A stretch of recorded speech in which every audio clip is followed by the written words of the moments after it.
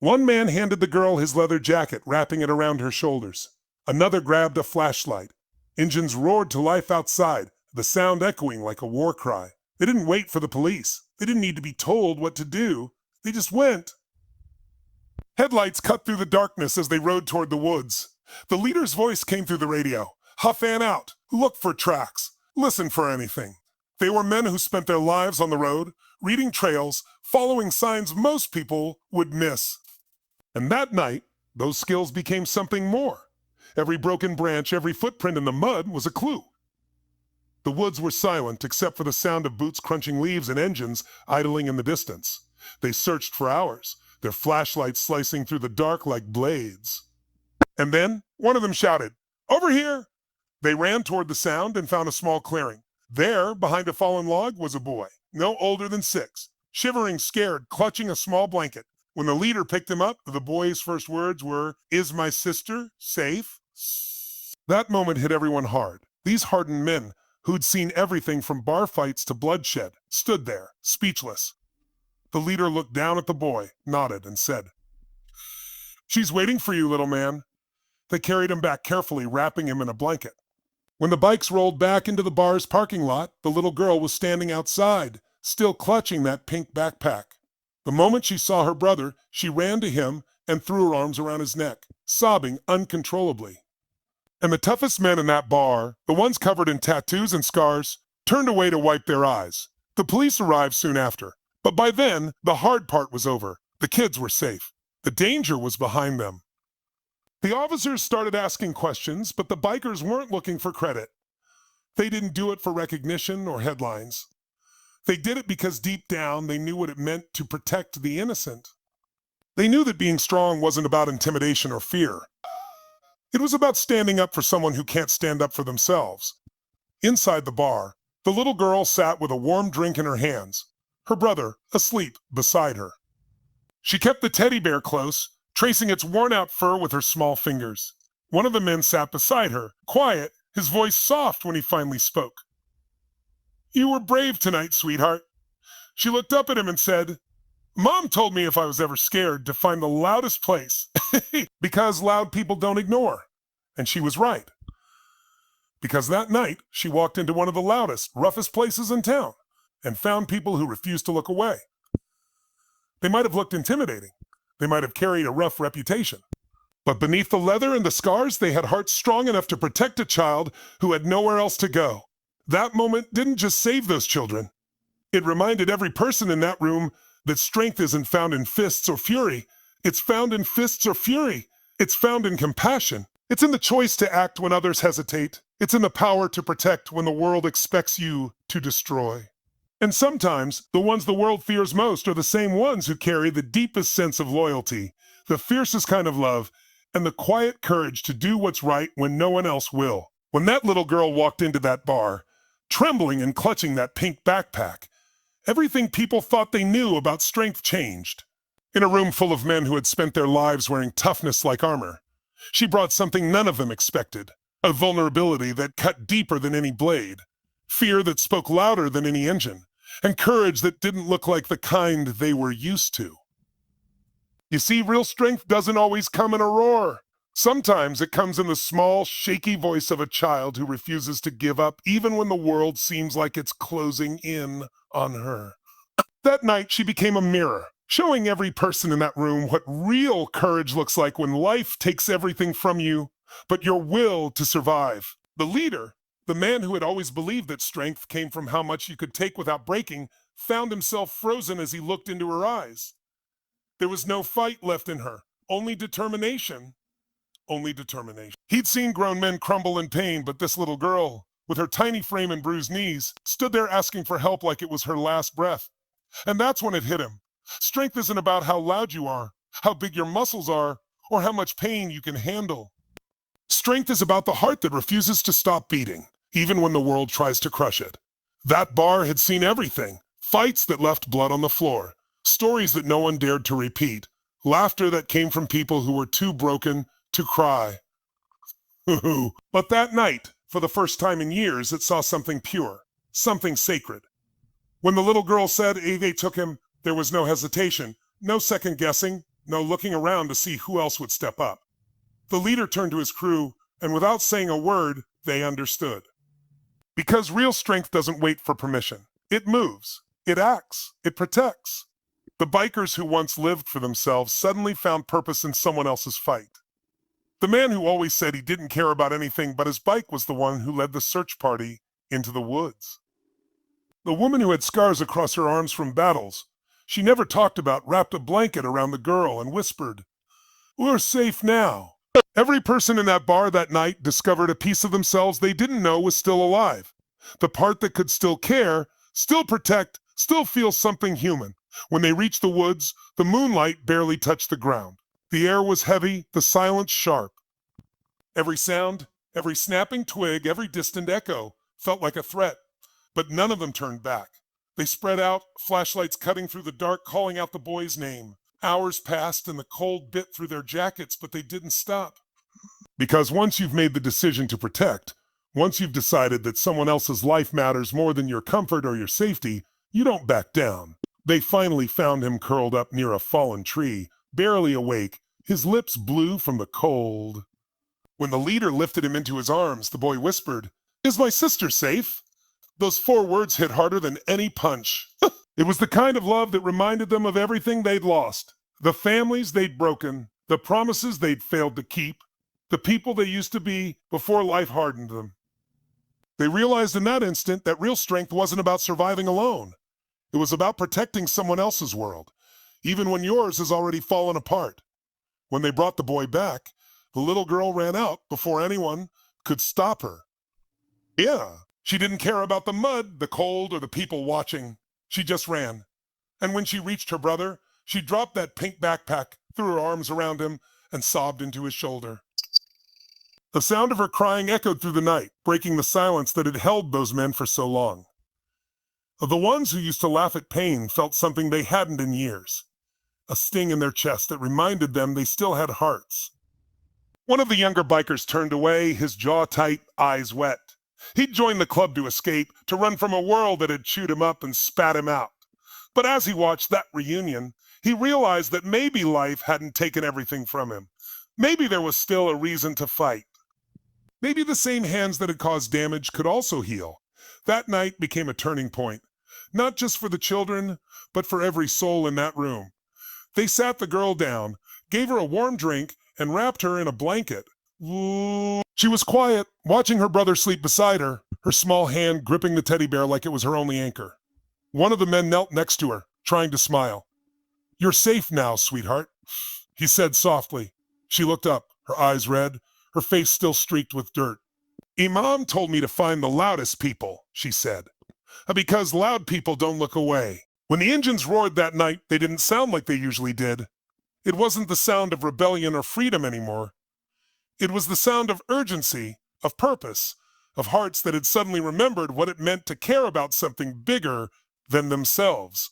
The bikers had been through a lot in life, broken homes, lost families, forgotten dreams, but this was different. This wasn't about them anymore. It was about that little girl, standing barefoot in the middle of their world, clutching that pink backpack like it held everything she loved. It was about the brother she'd left behind in the woods, the one she'd promised to come back for. It was about doing something that mattered, even if no one ever knew their names. The leader's voice came through the radio, low but commanding, a split into pairs. "Stay on the road until it disappears, then follow the tree line." His tone had that mix of authority and quiet worry that everyone in the crew understood. They had no map, no plan, just instinct, and that was enough. Flashlights sliced through the dark, tires crunched gravel, and the cold wind bit against their faces as they rode. The forest loomed ahead, tall and silent, swallowing the light like it was alive. But none of them hesitated.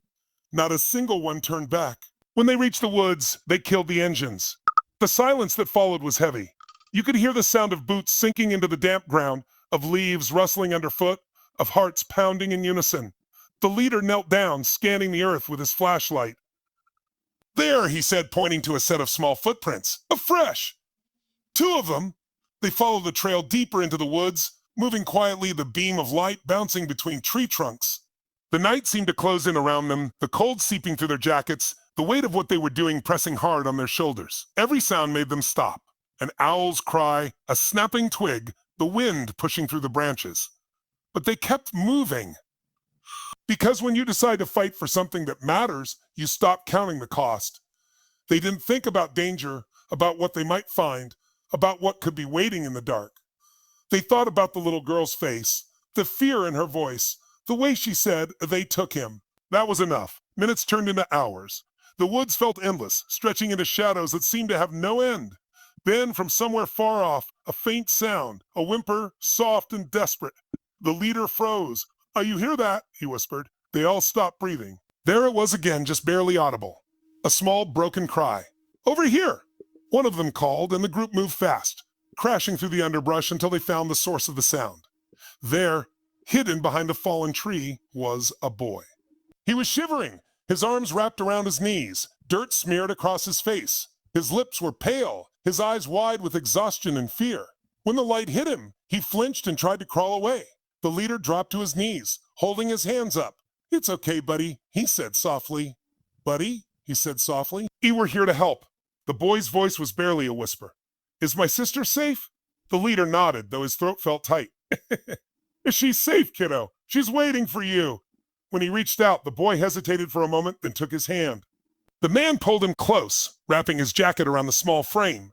The rest of the crew stood back, quiet, their faces hard but their eyes glistening. They'd seen a lot of things in life, fights, betrayal, loss. But this tiny act of trust from a scared child broke something open in them. It reminded them that no matter how far they'd fallen, they could still do something good. They made their way back to the bikes, the boy wrapped tight in a blanket, the leader carrying him like he was made of glass. The engines roared to life again, cutting through the darkness like thunder. It wasn't just noise this time. It was the sound of hope moving through the night. They rode back toward the bar, headlights slicing through fog, the cold wind biting, but no one caring. Because when you're driven by something pure, pain doesn't matter. Fear doesn't matter. Only the mission does.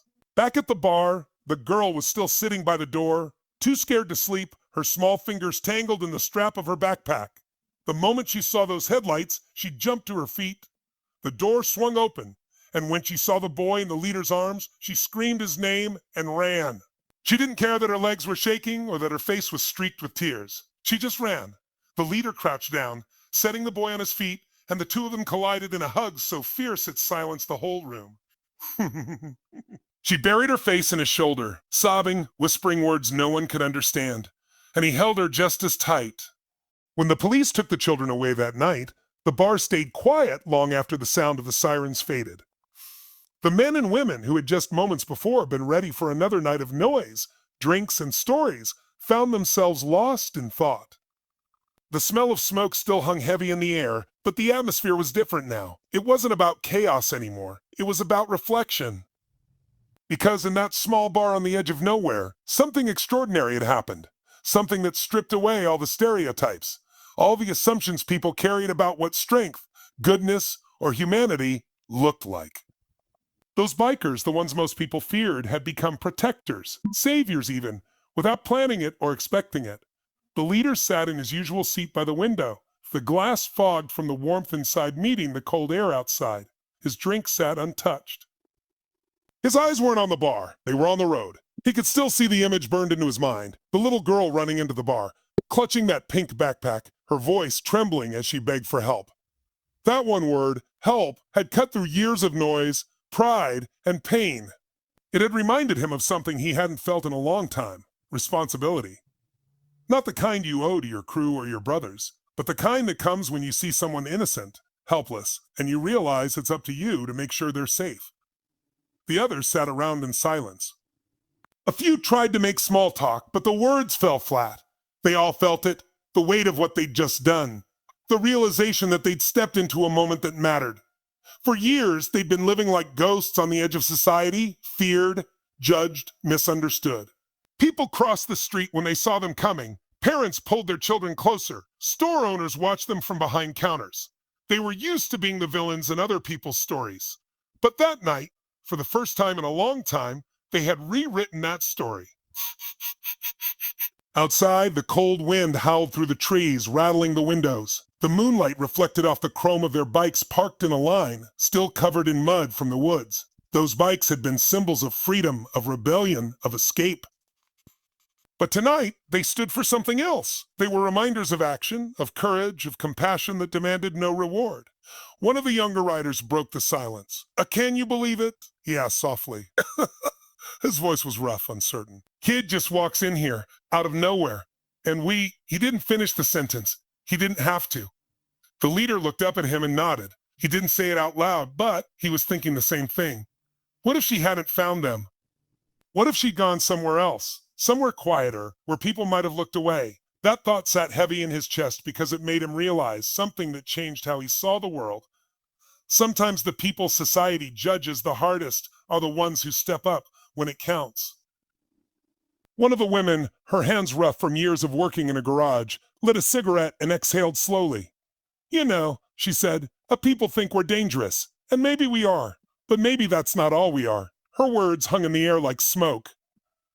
Everyone in that room had their pasts, mistakes, regrets, things they wished they could undo.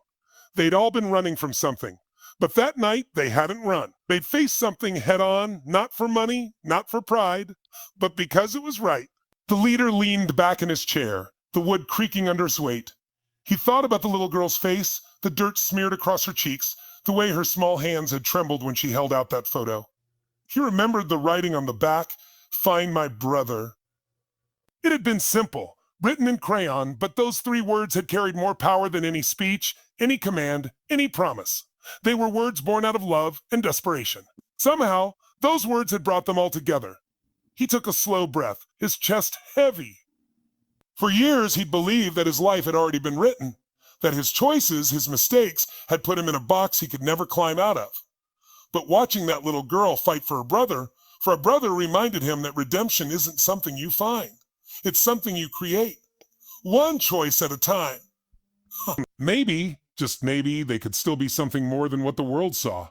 Across the room, one of the older bikers, the quiet one who never said much, was staring at the teddy bear they'd found in the backpack. Someone had placed it on the bar counter. Its fur was torn, one eye missing, a small stain of dried blood near its ear. He reached out and picked it up, turning it over in his hands like it was made of glass. This little thing went through hell, he muttered. And she still held on to it. And she still held on to it. His voice cracked. You know, because it reminded her of home.